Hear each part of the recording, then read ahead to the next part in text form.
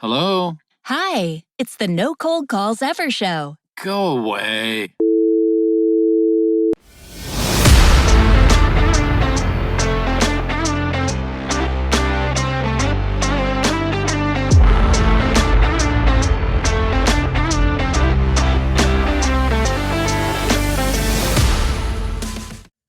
Holy cow, with an opening like that, the pressure's on. I better over deliver here. Charlie McDermott, host of the new No Cold Calls Ever show.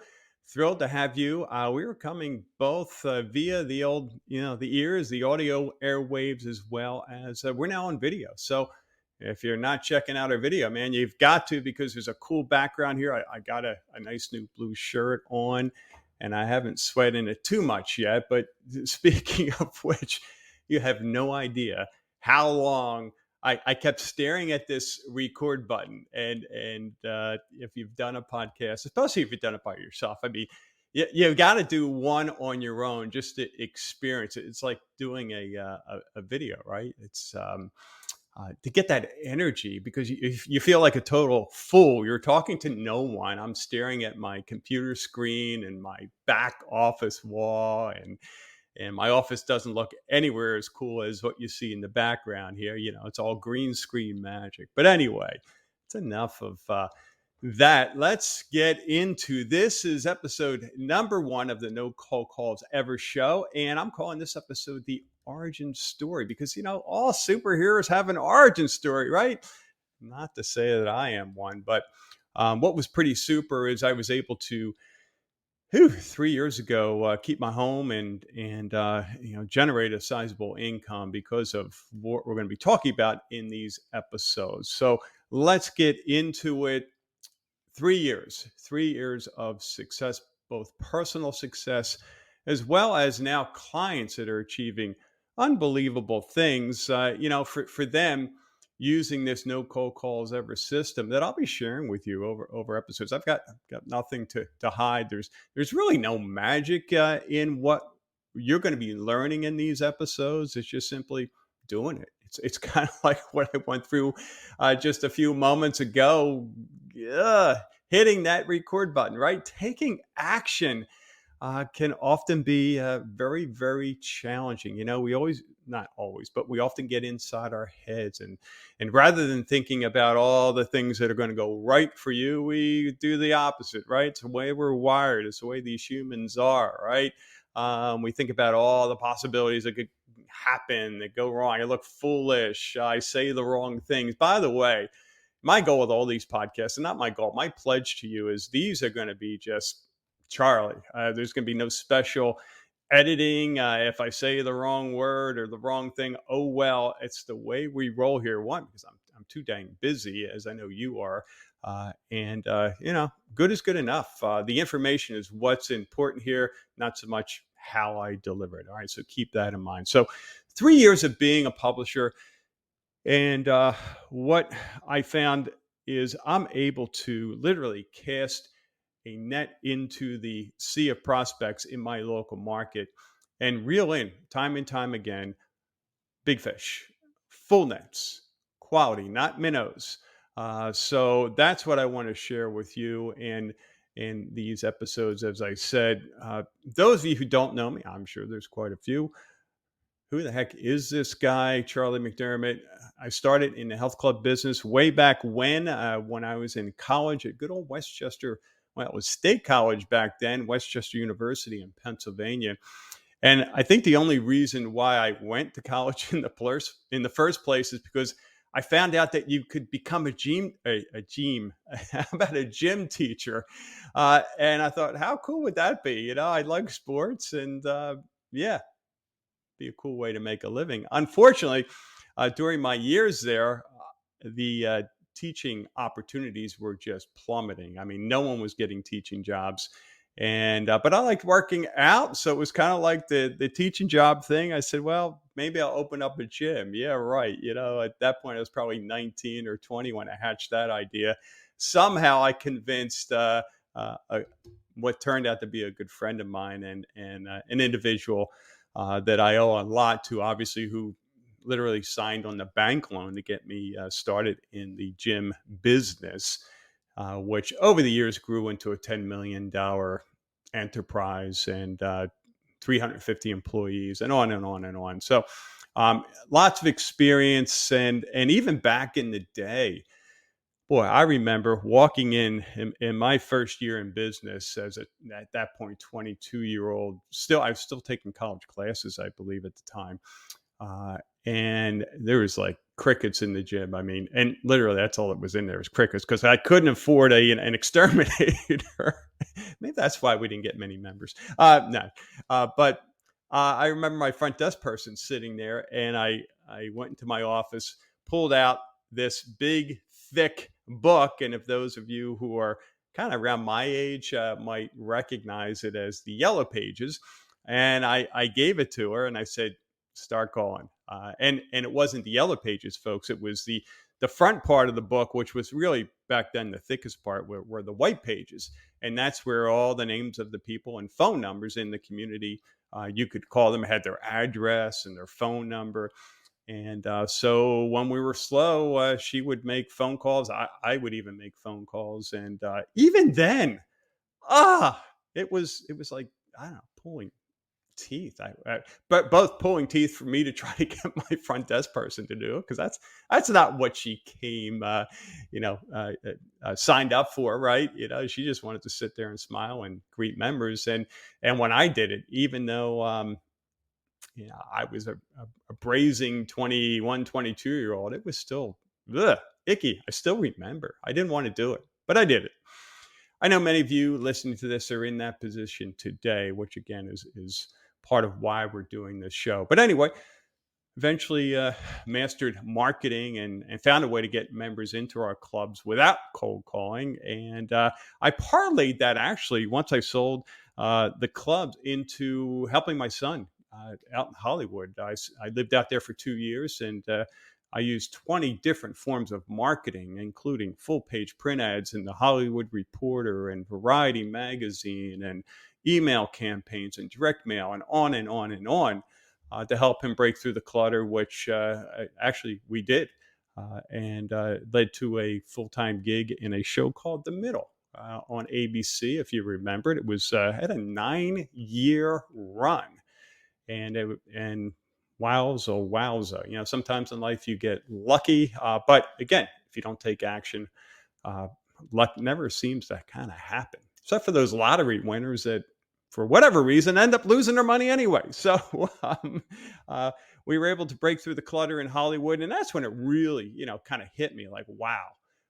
Marketing can be really, really powerful, because just like in your business, and certainly speaking as a publisher, there are a lot of other folks, I'm sure, if you're a publisher in your marketplace, that kind of sort of do the same thing you do in different variations, whether it's digital marketing or print marketing, newspapers, magazines, and on and on and on. So how do we differentiate? We'll be talking about that in future episodes.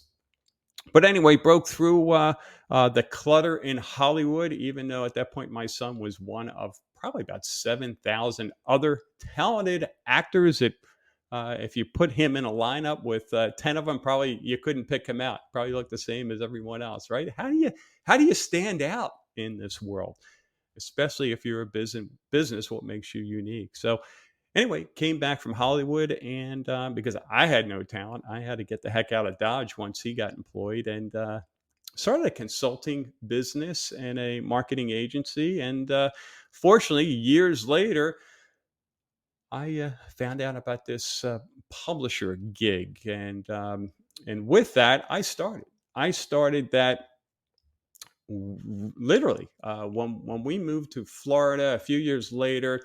When COVID hit, 2020, right? A year we will always remember.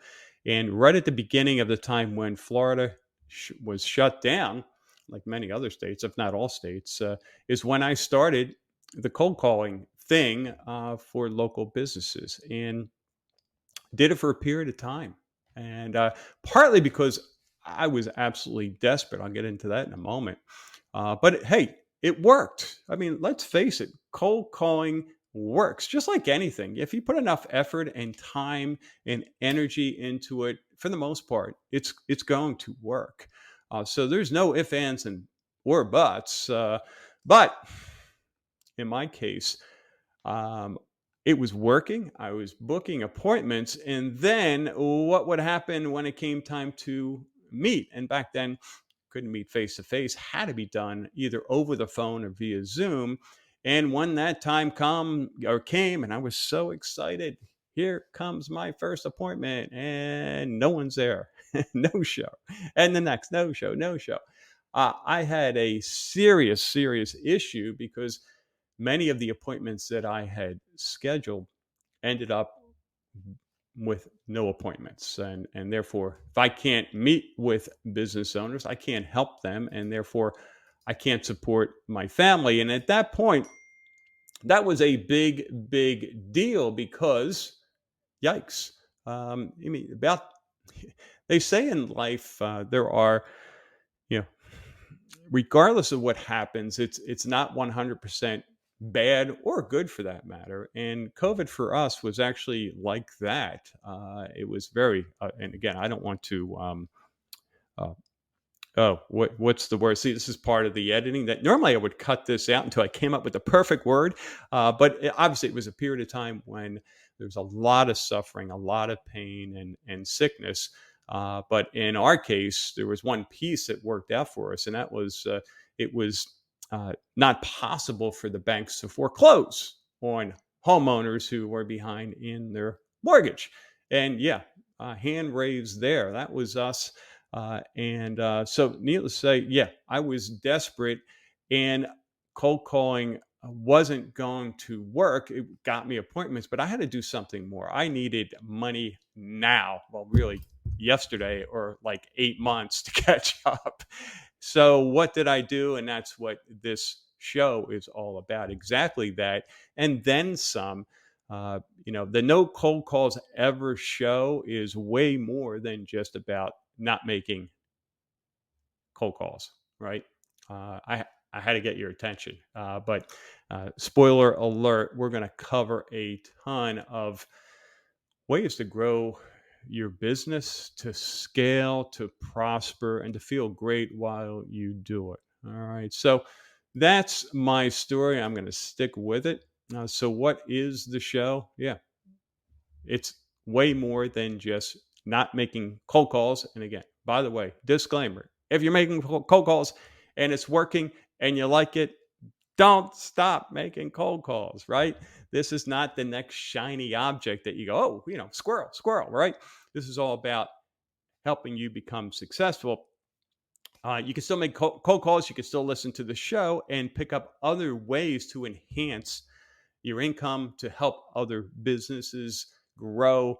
And yeah, so we'll accept both types of, in this case, publishers, those who want to still make cold calls, and those who say, yeah, I need another way.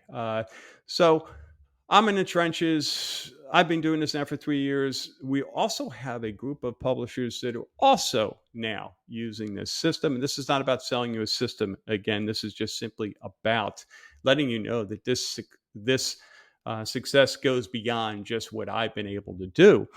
And let's see here. I want to make sure I don't miss anything.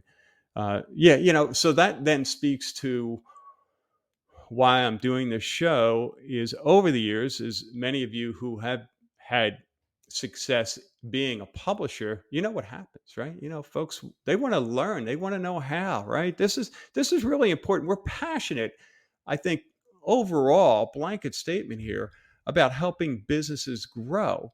And if we're not able to do that, it's painful, psychologically. And so when you hear about a publisher who's successful, pick up the phone. You want to call, send them an email, hopefully glean some information that can help you. And I was getting those calls, still do all the time. And I felt bad because, I would spend time with them, sometimes upwards of an hour, trying to help. But there's only so much you can do, because when there's a system in place, you can't just say, well, do this one thing. It's like baking a cake with 20 ingredients and leaving out three of them, right? That's not going to end well, right? That cake's not going to be a very good cake. So over the years, that kind of weighed on me, and I would speak and I would in events and try to help any way I could. But I always knew, geez, there's going to be a lot of figuring out here for those publishers. So why not do the podcast?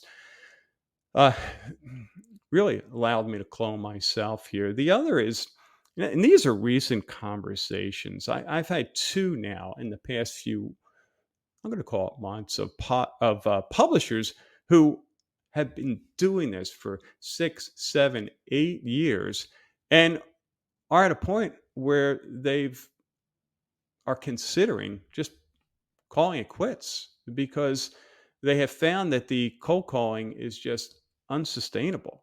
In one case, a publisher shared with me that everyone, well, actually more than one case now that I say that, at least two, maybe three cases, everyone in my community already knows me.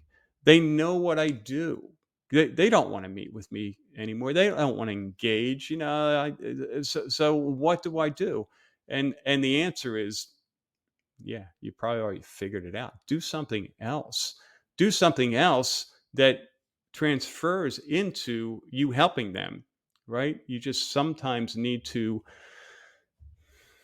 I don't know, what's that? A spoonful full of sugar helps the medicine go down, right? Maybe instead of just pushing the medicine, maybe we add a sweetener to it so it tastes better. Maybe it add some food coloring so it looks better.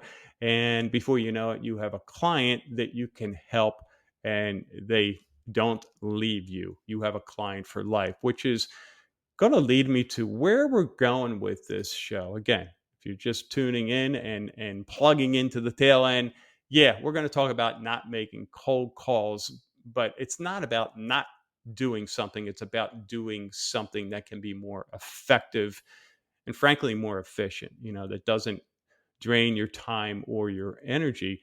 But other really, I'd say just as important topics, things like, yeah, clients for life. How do we increase the pain of disconnect, right? What can we do as publishers uh, so that our service becomes so important to their business that when given the choice between maybe laying off, it's maybe not a good example. I was going to say laying off their key employee, but maybe it's something like paying rent, right? Paying rent or paying the electric bill, or continuing with your service. They have to stop and think for a moment, right? It's like what they say for folks who are, you know, down on their luck, and it comes time to decide: do I get rid of the cable bill? Or do I not pay rent? And oftentimes the decision is not to pay rent. I can't blame them.